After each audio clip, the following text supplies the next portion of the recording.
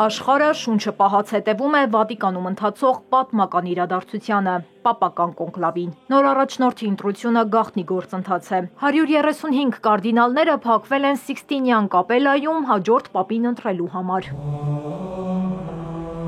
Կոնկլավում հեռախոսներն ու կապի միջոցներն արգելված են։ Քվեարկությանը կարող են մասնակցել միայն 80 տարեկանից ցածր կարդինալներ։ Արդեն շրջանառվում են հնարավոր թեկնածուների անունները։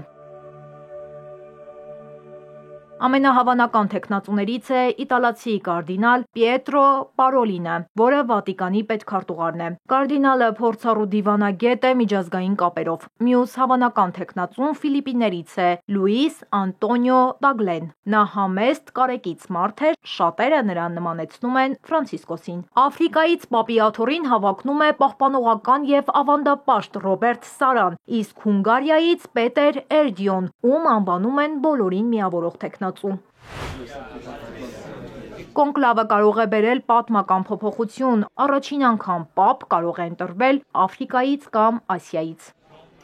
Սուրբ Պետրոսի տաճարում մատուցվել է հատուկ մեսսա, որի ընթացքում ներկաները աղոթել են հաջակցություն այն կարդինալներին, որոնք պետք է ընտրեն պապին։ Ընտրությունը կեսօրից հետո է։ Ընտրական օրերին կարդինալները ամեն առավոտ Պողոս III-ի մատուռում մասնակցելու են մեսսայի ու ժամերգությունների, որոնց կհաջորդեն քվեարկությունները։ Ընտրության ավարտը կազդարարի Սիքստինյան կապելայի ծխնելույզից բարձրացող ծուխը։ Սև գույնը կազդարարի, որ պոնտիֆիկոս չի ընտրվել, սպիտակը հակառակը։ Ընտրելու համար թեկնածուն պետք է ստանա ձայների 2/3-ը։ Պատմության մեջ ամենաերկար տևած պապական ընտրությունը տեղի է ունեցել 13-րդ դարում իտալական Վիտերբո քաղաքում։ Կարդինալները կարողացել են համաձայնության գալ միայն 2 տարի 9 ամսից։ Այս կոնկլավը շատ կարևոր է։ Կաթոլիկ եկեղեցին կանգնած է նոր մարտահրավերների առջև՝ տեխնոլոգիաներ, գենդերային խնդիրներ, պատերազմներ։ Պապի ընտրությունը միայն հոգևոր չէ, այն նաև ռազմավարական քայլ է։ Յուրաքանչյուր պապ կառավարման իր ուրույն ձևն ու ձեռագիրն ունի,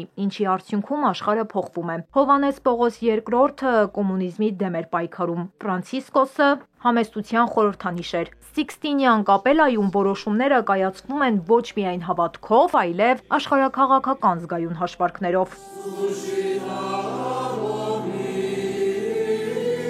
Անկախ նրանից, ով կընտրվի, նա կրելու է ամբողջ աշխարհի հոգևոր պատասխանատվությունը համախմբելու, առաջնորդելու, երբեմն էլ մխիթարելու համար։ Լենա Կարապետյան, Էպիկենտրոն,